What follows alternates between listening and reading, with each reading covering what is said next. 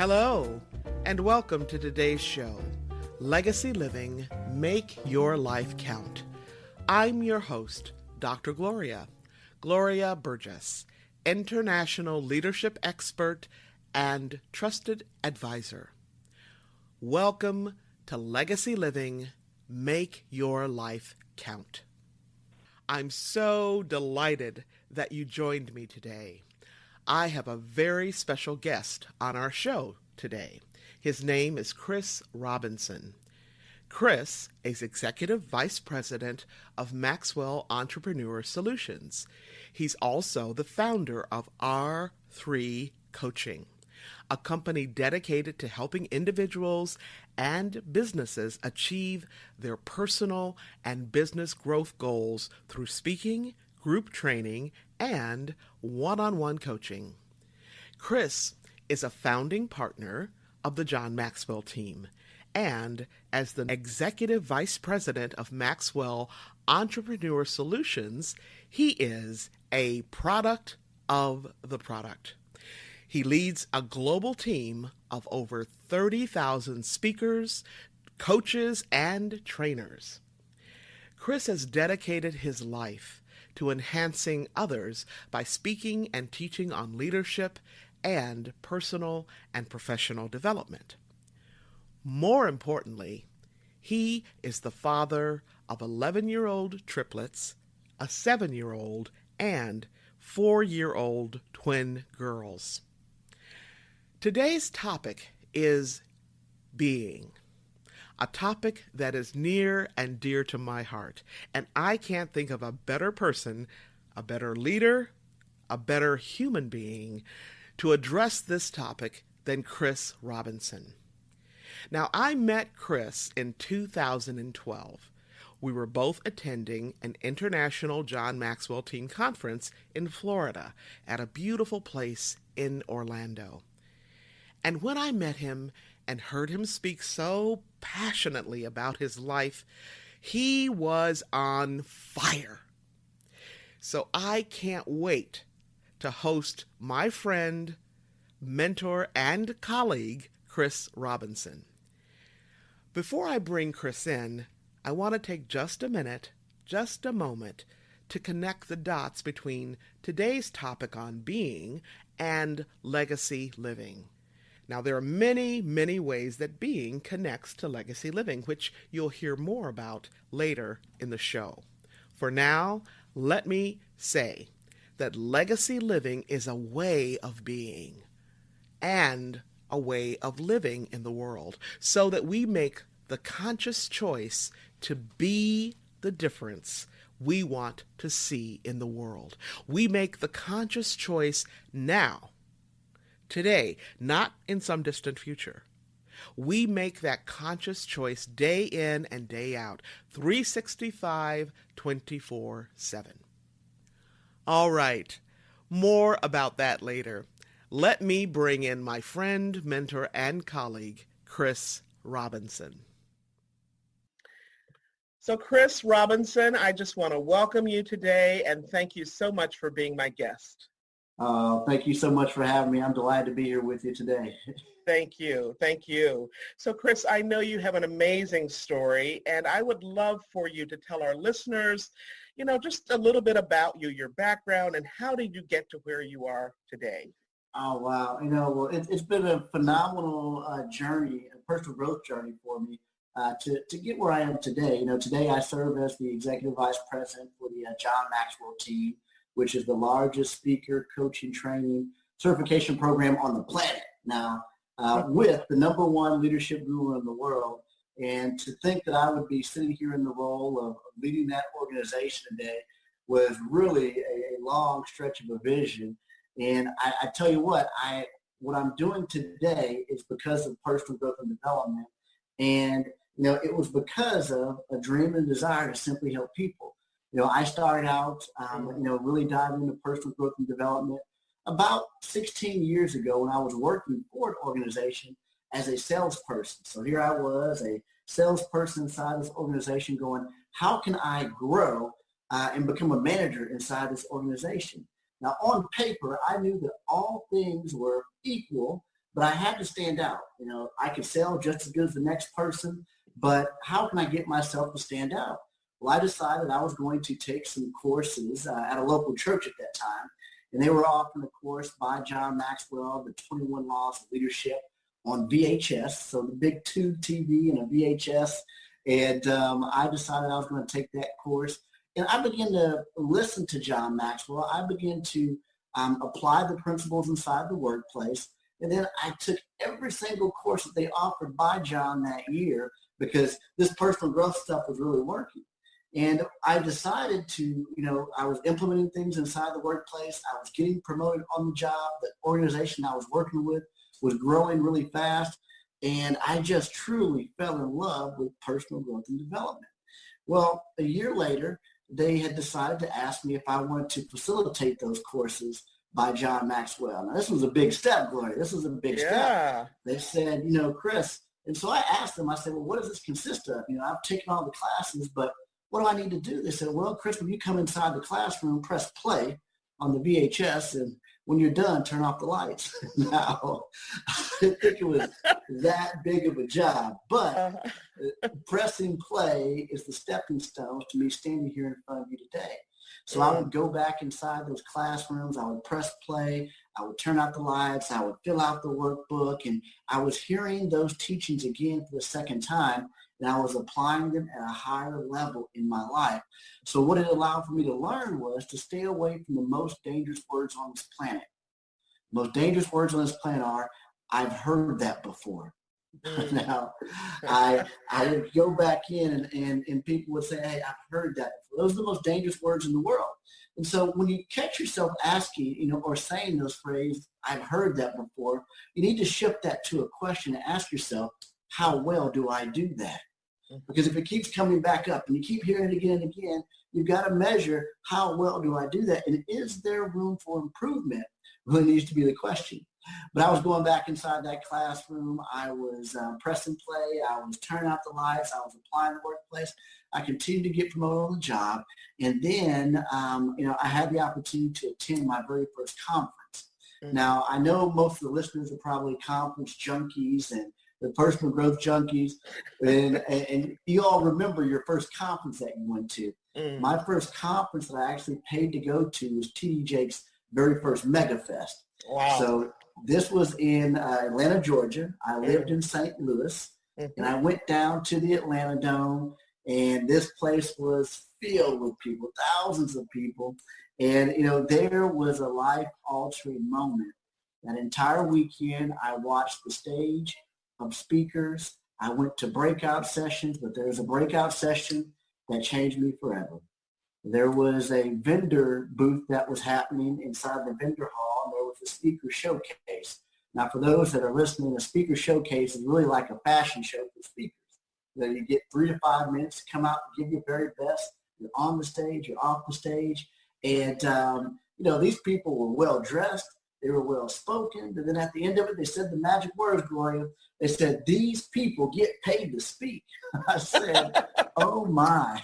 I said, I like the sound of that. They said, if you'd like to find out more about getting paid to speak, come on to the back of the room, and we'd love to tell you all about it. So I ran back there, Gloria, as fast as I could, and I said, I'd like to find out more about getting paid to speak. They said, we'd love to tell you. We got a 3-day boot camp for $997.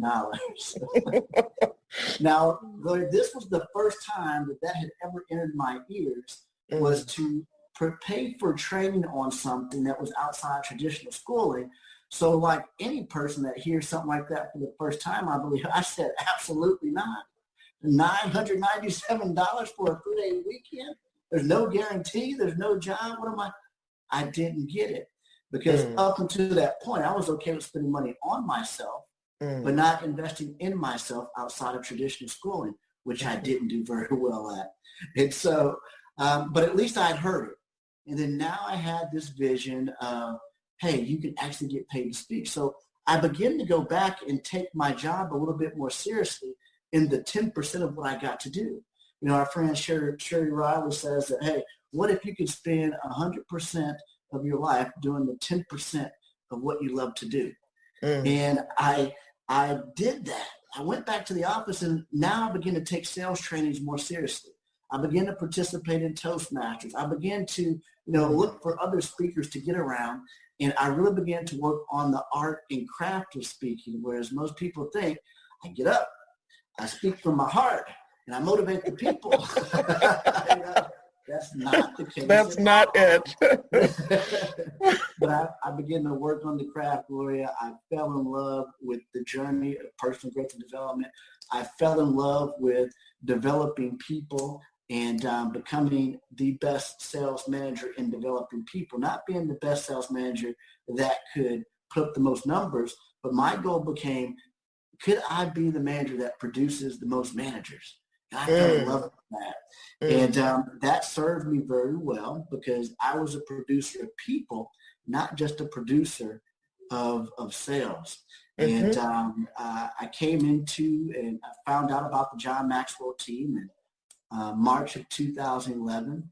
I joined the very first group of people to be certified by John Maxwell. It was one of those circumstances where I was in a bad situation. I was $180,000 in debt. I just came out of a failed business, and I was trying to figure out how to pay for this certification. I knew I needed this particular program, and so I joined the team. I plugged in. I knew that it was the path for me to really grow in personal growth and development, and I haven't looked back since. Been an incredible ride, but I've come a long way from press and play. Yes, sir. That's an amazing story, an amazing journey, Chris. So can you say again about that 10%, the 100%, 10%, because that's really a nugget right there. So, it's really getting clear on what you want to do and do well. So it's the question that Sherry Riley had posed to me years ago from her book, Exponential Living, is what if you can spend 100% of your time on the 10% that you love to do? Or the 10% best of you, or the 10% of your gift. What if you can spend 100% of the time doing what you are absolutely gifted at? And I didn't realize it at that time, but that was really the shift for me is, what I loved about my job as a sales manager in this growing company was purely people development. All the other stuff I could do without, but what I fell in love with was training and developing people to become better leaders and better individuals. All right. Well, thank you, Chris. So tell us why, finding that 10% was so important for you and the difference, the impact that it made in your life. Yeah, well, I think it's accidental. I think a lot of people would pick their 10%, and I think that you should. But I think the 10% was discovered as a result of how I was impacted. Was I a naturally gifted speaker? Absolutely not. It's funny. I spoke with. That's hard to believe. It's so good. No, it's not natural. In fact, I've got a client now that saw me speak at one of my very first events, and when our very first meeting, several years later, 8 years later, he goes, I have to confess with you, Chris. I saw you speak at one of your very first events, and I said to myself, this guy isn't going to make it. And I said, oh, man, that's the best news that I've heard all week, because when people hear you speak after you've been speaking for a long time, they think that it's this natural skill set, and this has been developed over time. So for me, that 10% was a discovery.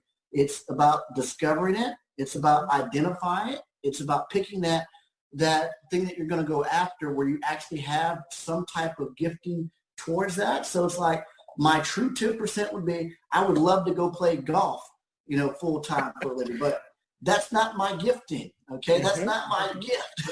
And so that gifting, that 10% of what you say that you want to do 100% of the time, that has to come from you discovering what your strengths are and what you're really capable of doing and what that potential is. Yes. Thank you. I know that our mutual mentor, John C. Maxwell, talks about being in your strength zone, being in your gift zone. So that's what it's all about. Yeah. That's right. So Chris, I know that everybody has a story and a journey, and everybody kind of has a backstory as well. So for you, what flipped the switch for you? What flipped the switch for me? Oh my goodness. there was a couple of questions. My wife played a critical role in a switch for me.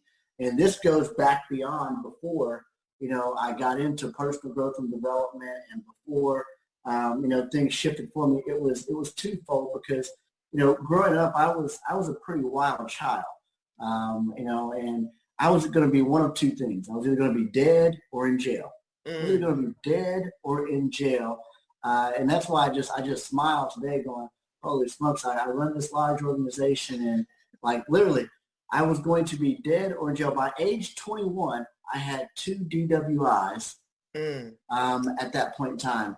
And at that point in time, I decided to make a single choice. One of the best choices I ever made. I said, hey, I'm not drinking anymore at all. I haven't had a drink since the age of 22. I'm 40 years old now.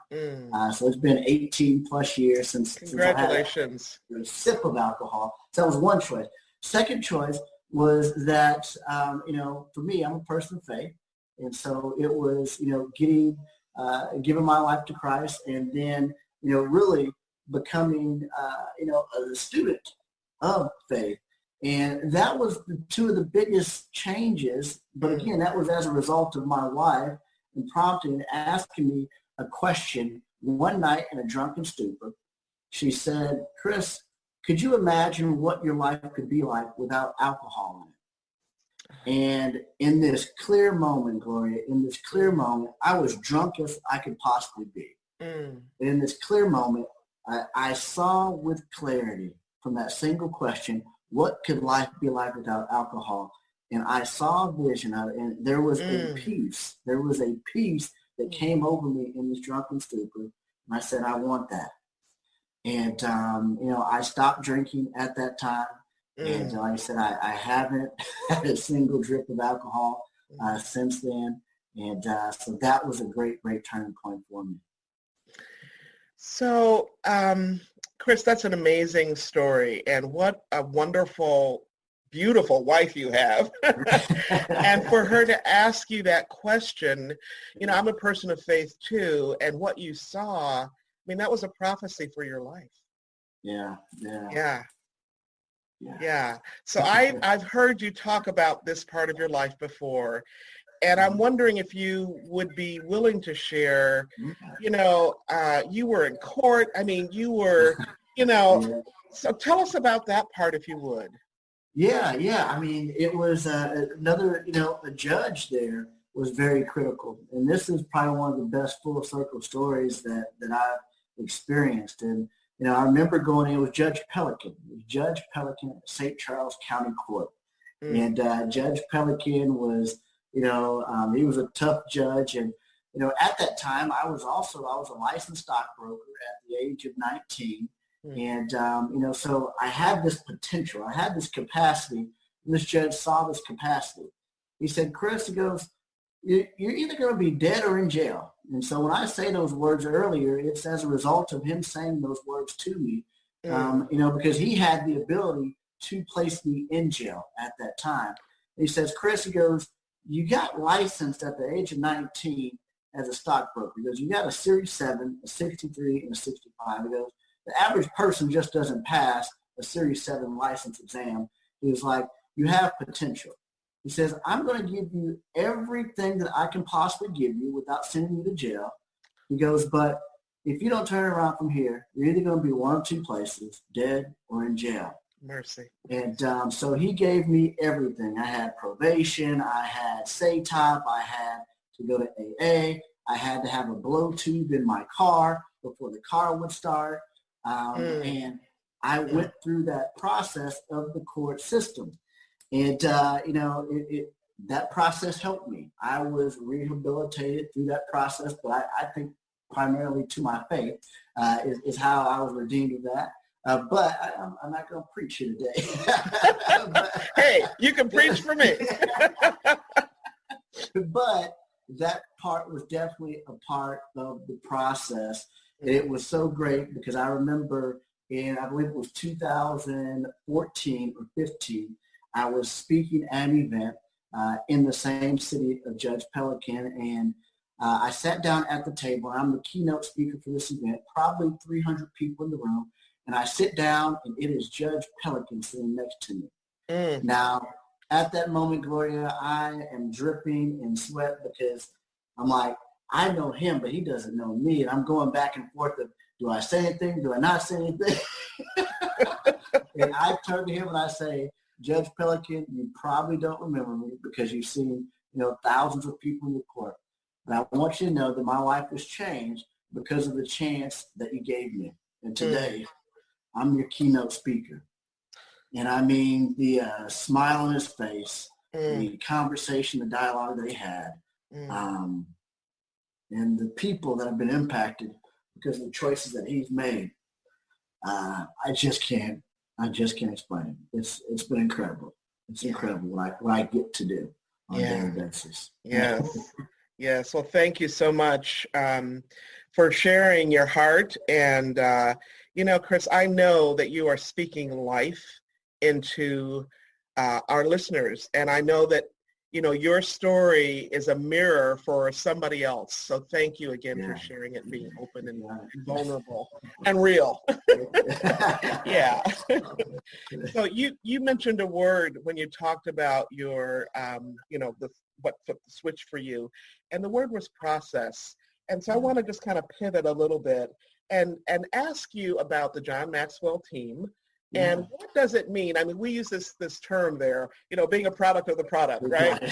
So can you give us a little context and then talk about, that? Yeah. When we're talking about a phrase being the product of a product, it's one thing to sell something. It's another thing to actually be something. One of the privileges that I've had, in this industry is I've had a chance to meet a lot of big name speakers, a lot of big writers and authors. And, what I've come to find out is, I meet some of these people and I've read their great books and I meet them in person. And then I realize that I love their books. There's a difference in the person than what they write, and they're not a product of the product. So when we talk about being a product of the product of John Maxwell team, it's about living what we're teaching. And so why I'm so transparent on every single call is because I don't want there to be this perceived gap of, oh, this is Chris Robinson. He's the long title, whatever it is. And, Chris it's getting longer, It gets longer and longer, right? Chris is a human that was in pursuit of a dream. Yeah. And my dream looks just like everyone else's that's out there. It's no different. It's a 3-part story, just like yours, just like mine. It's dream, struggle, success. But the difference is that the people that can hold on to the struggle long enough reach the success. And so when we talk about being a part of the product and, enjoying that journey, it's understanding that I'm going to live what I teach and never teach what I don't live, and then I'm going to understand that there's time in order for me to become who it is that I want to become. I'm going to do everything I can along the way to make sure that things line up with that. All right. Thank you. And I love, you talked about the dream, struggle, and success. And a lot of people want success first. Right. That's correct. Right. So thank you for that. So what are some of the other ways, Chris, that you have found to serve others? And why are these ways that you serve so important to you? Yeah, when you say other ways to serve others, I really think there's one way, to serve people, and it's getting to know people and find out how I can help them as an individual, okay? Not just as a leadership coach, but as a human. How can I help you? And so when I work with companies and organizations and I go in to work with a manager, we're going to talk about the business, the leadership stuff, but we're going to talk about the personal stuff as well too, because I don't believe that there's a line of, hey, I'm just here to help you with your leadership. If I can help you personally, it's going to help you professionally. If I help you professionally, it's going to help you personally. And so there's a whole being in place. And so when we're looking to serve others, it's about serving beyond the scope of what we think that we can best serve them with. And so whether that's me helping a coaching client get a new house, a new car, patch up their relationship, help them get sober, look, yes, I'm there's a leadership person, but I want to add value beyond what I'm paid to add value for them to do. Mm-hmm. Okay. Absolutely. So can you unpack this just a little bit more? You talked about, you can sell something. You could probably sell anything. I'm just saying. I have sold everything, Gloria. I have sold everything. Oh my. But you also talked about, not just selling something, but being something. And I understand, I understand that because that's my world as well. But can you just kind of unpack that a little bit in terms of what it means for you? And again, for our listeners who are all over the world, they may not really fully understand what you're talking about. Yeah. So when I talk about, living into, being more or being what it is that you're selling, you hear the phrase, fake it till you make it, okay? Now, I don't believe in that phrase, fake it till you make it. Mm-hmm. Like, look, it's okay to not be it during the process, but as long as you're in pursuit of it, that's not faking it. Yes. All right? But when we say, when we try to behave a certain way, model a certain way that we're not, there's a gap and people can pick that up.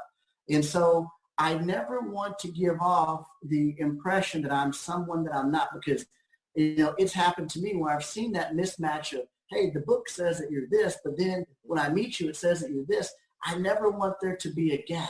So it's living into what it is that you're saying that you do. So it's about becoming the person. So when I look in the mirror and I say that, how do I become Chris Robinson?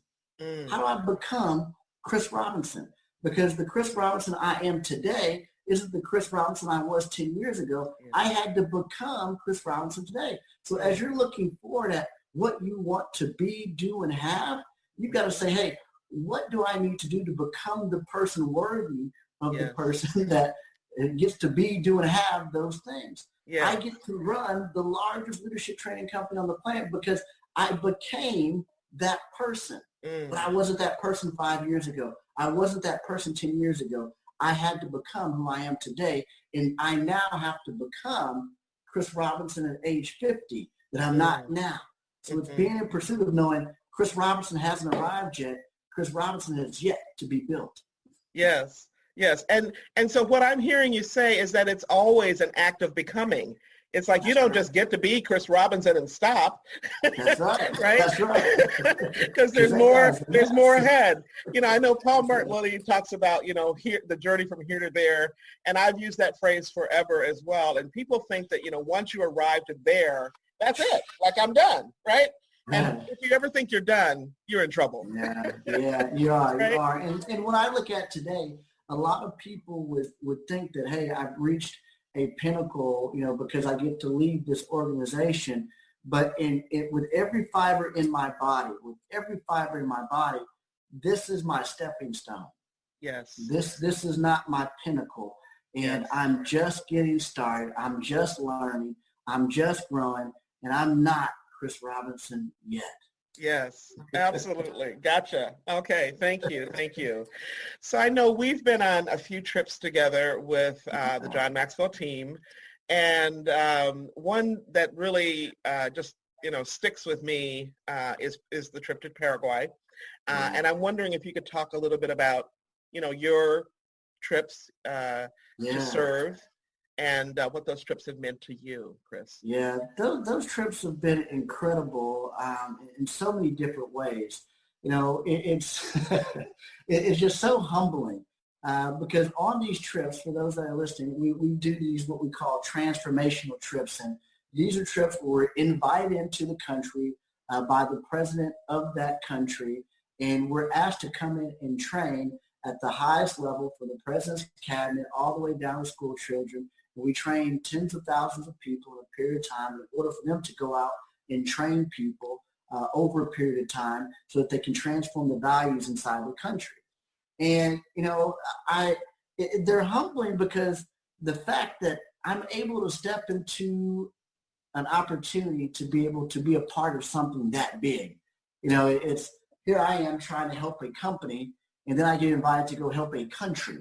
There's a stretching that happens there, and you don't go back the same. And now it's like, oh my, this company is little, and I was just trying to help a country grow. But one of the most humbling moments was, each time, we've been in several presidential palaces. And I remember standing in, I think it was Guatemala, the first time we entered the presidential palace. And I'm just looking around going, how in the world did I end up here?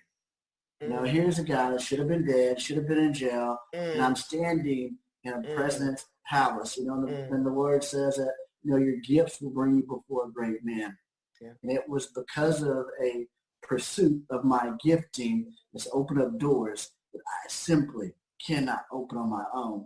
And I know that I'm, there by appointment. And so for me, those trips are amazing and humbling. I was in the room when John signed into a bill in Paraguay that his curriculum would go into, all the school system.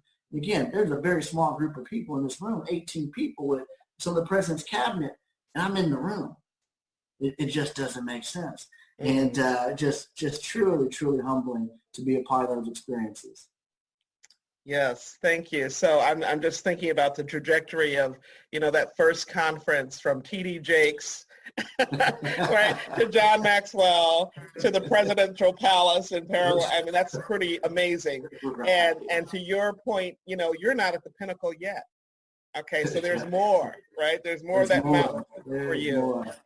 All right. So, Chris, can I ask you a little bit about your family? I know that,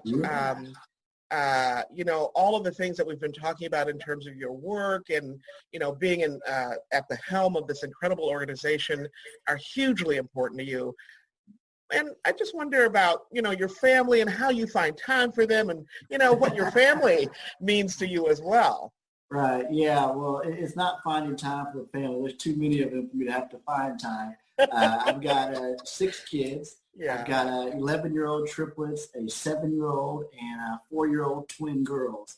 And so there's no finding time. It starts with them, as the foundation. And I think that's another big misconception that people have is that you have to forsake your family, in order to be in pursuit of business. And I can say that my experience has been quite contrary to that. Everything that I've done with my business, I've built my business around my lifestyle and my family versus being opposite. And then now everything's focused around the business and then it's my family. So I think putting them first has really been critical. Like I said, I don't really feel like I had a choice to not put them first just because of the sheer size of our family. But I've always built the business around my lifestyle, not my lifestyle around the business. Good advice. Good advice. Love it. Thank you. Thank you. Yeah. So I know that there's so many, things that you could devote your life force energy to, that you could give your gifting to, lots of things to choose from. And, there are a lot of good causes out there as well, Chris. So how do you find the right one? And how do you know, where to start to make a difference? Right. Yeah. Well, I mean, there's a lot of great causes, but I think part of it is feeling that calling towards that. For me personally, I don't feel like I'm fully committed to a cause right now. It's exploratory. There's a lot of things that I support and I get behind. But I think when we talk about getting behind causes, it's typically, something personal that has impacted us, that really triggered us to go all out for some particular type of cause is because of our experience. And I can't say that I've had some significant experiences in life that gets me behind things, but I still have not yet experienced that thing that just goes, this is my cause. As I know right now, my calling, not my cause. I know my calling is to impact and developing people. But to say that, hey, I'm 100% behind a cause and I'm dedicating my life to that, I'm still in search for that. I can talk about a recent, if we want to go a little bit non-evergreen incident that occurred with a recent incident that's in the news with the young gentleman that was killed in the Georgia area, Ahmaud Arbery. And, that one, I stay away from, political and racial things, but watching that And seeing the video live, social media and that happening, that's something that triggered something for me going, man, that could be me just jogging through a neighborhood and being misidentified. And so that has a little bit of tugging on me. I don't use social media a lot. I changed my profile pic to his during that time. And I don't change my profile for anything. I post, maybe 4 or 5 times a year, but that triggered something inside that truly would have an impact on me in our justice system. Mm-hmm. Well, thank you for sharing that. And, that takes me back to Judge Pelican. Yeah. You could be dead or you could be in jail. And the truth is, unfortunately, at this time in our history, that is so true for a lot of, people of color, especially men of color. So thank you for bringing that into the conversation, Chris. Yeah, that's keeping it real. Keeping it real. That's right. So I am, that, my focus is making a difference, being the difference. And it doesn't matter if it's like, written across the sky. It can be something that just makes a difference in one person's life. And that person could be you, right? Yeah.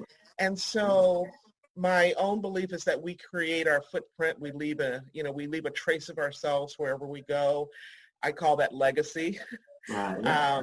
And so I know that this is a huge question, but I'm just wondering for you, what trace do you try to leave with people when you are with them? What's the fragrance you want to leave behind? Yeah, well, if you had to say a sentence at my funeral, it would be this: Chris impacted my life by the lessons that he taught and the life that he lived.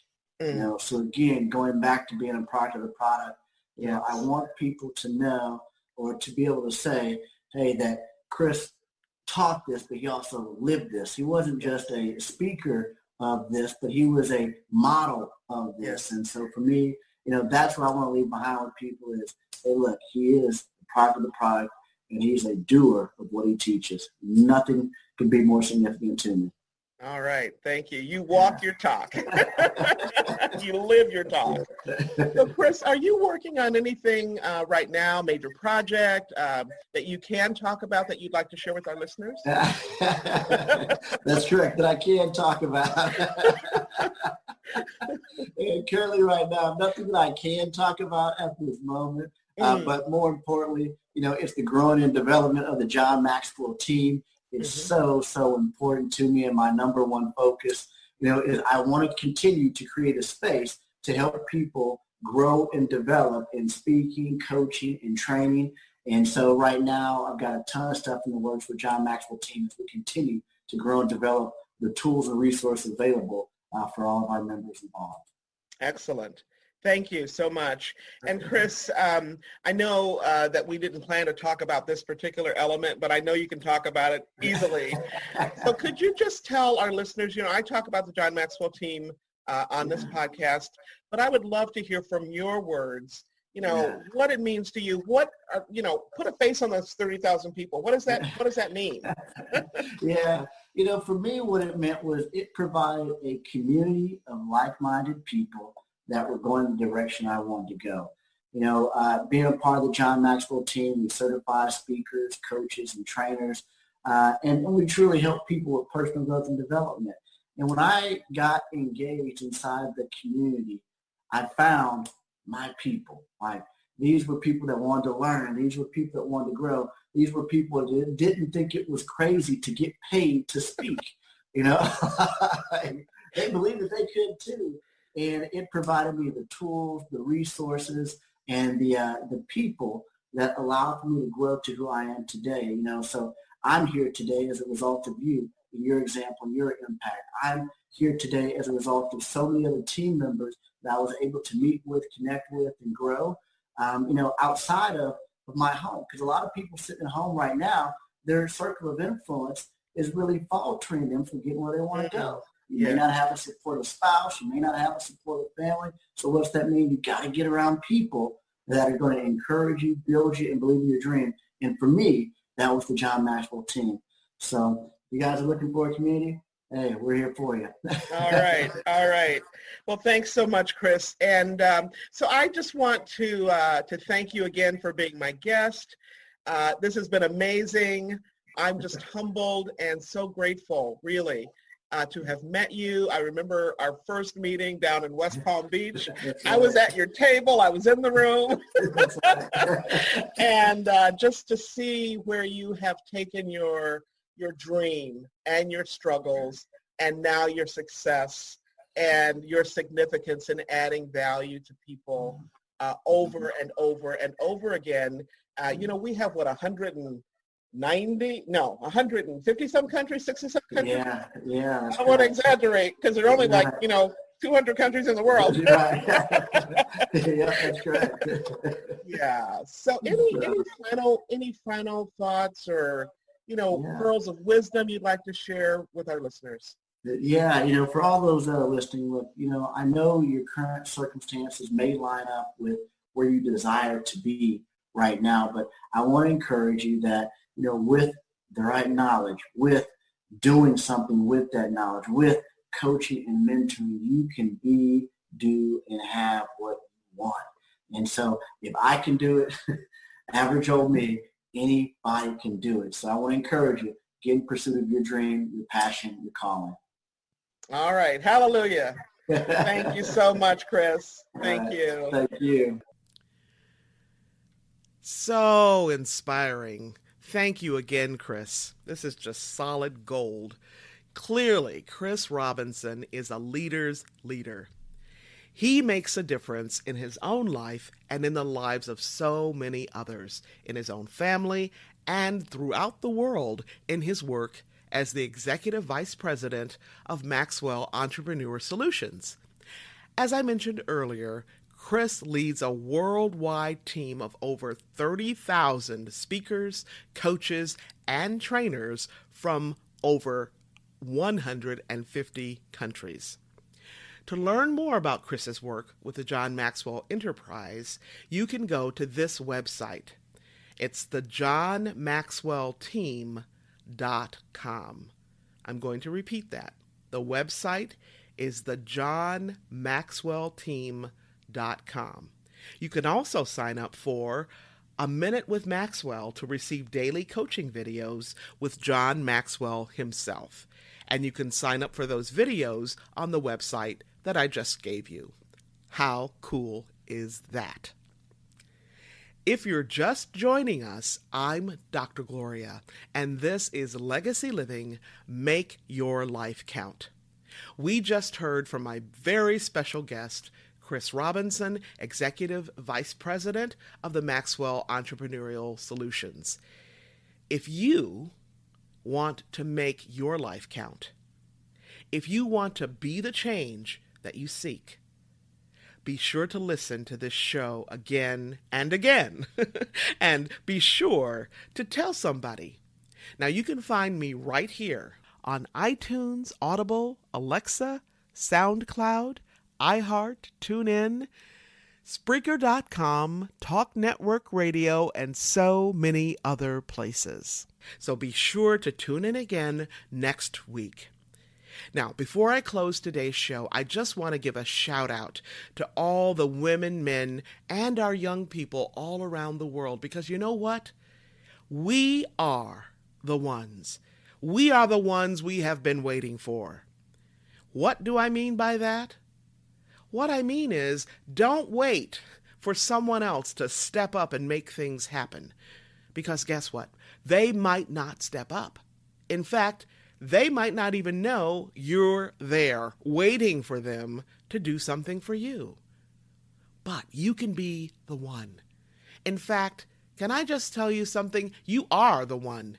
You are the one who can make a difference in your own life so that you can make a difference in the lives of others.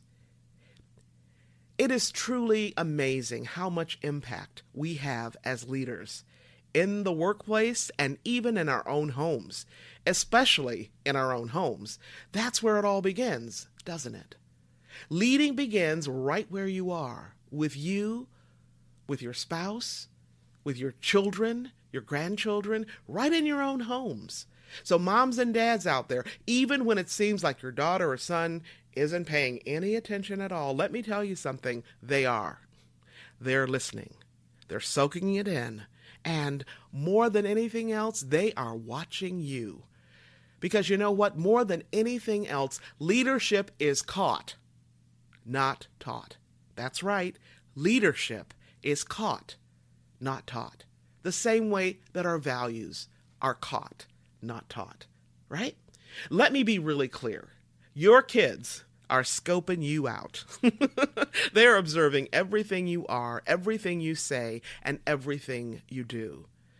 Most importantly, they are watching you to see if what you say and what you do line up.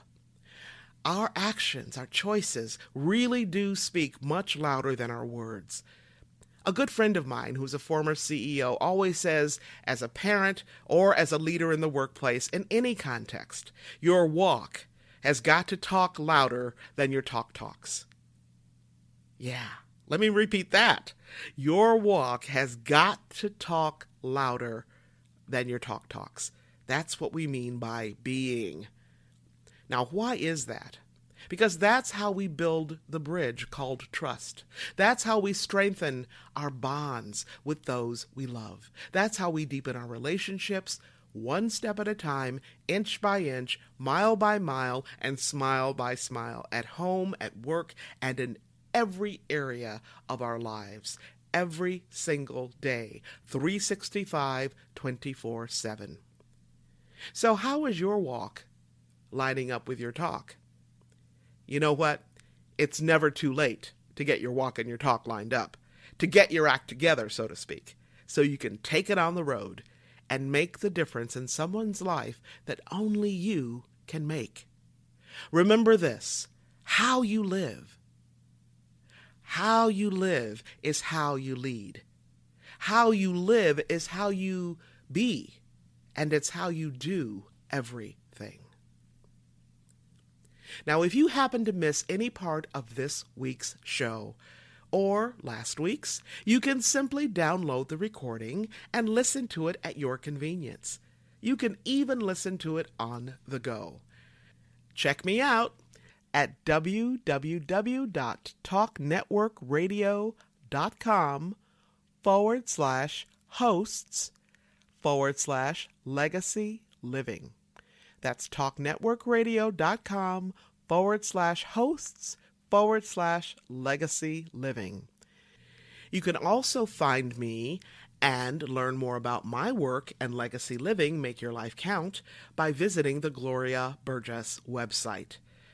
And that's Gloria, B as in boy, URGESS.com.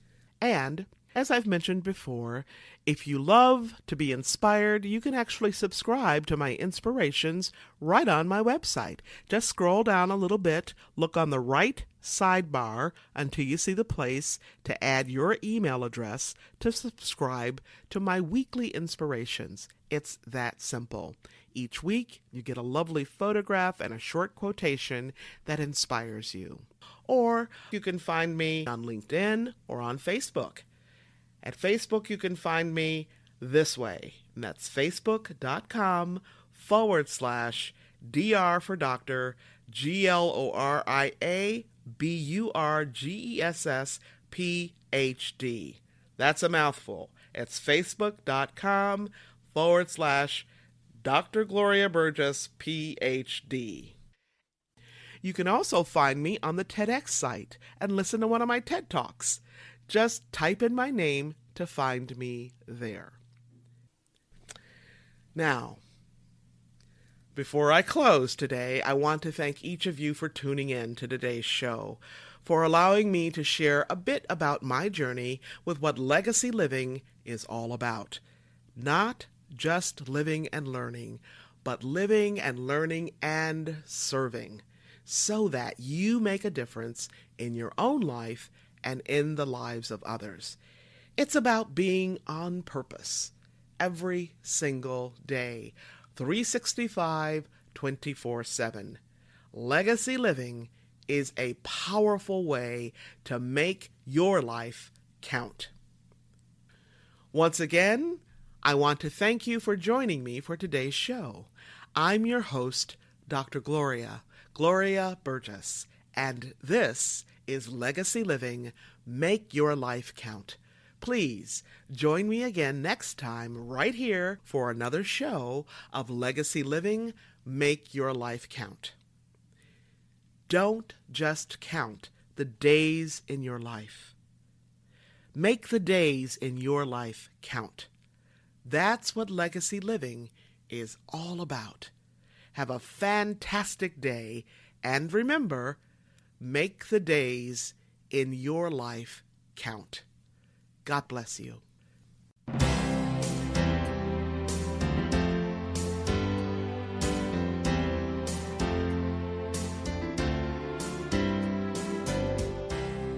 That's our show today. I'm your host, Dr. Gloria Burgess. I hope you'll join me again next time. Until then, don't just count the days in your life. Make the days in your life count. That's what legacy living is all about. Here's to you. Have a fantastic day, and be sure to make it a yes kind of day.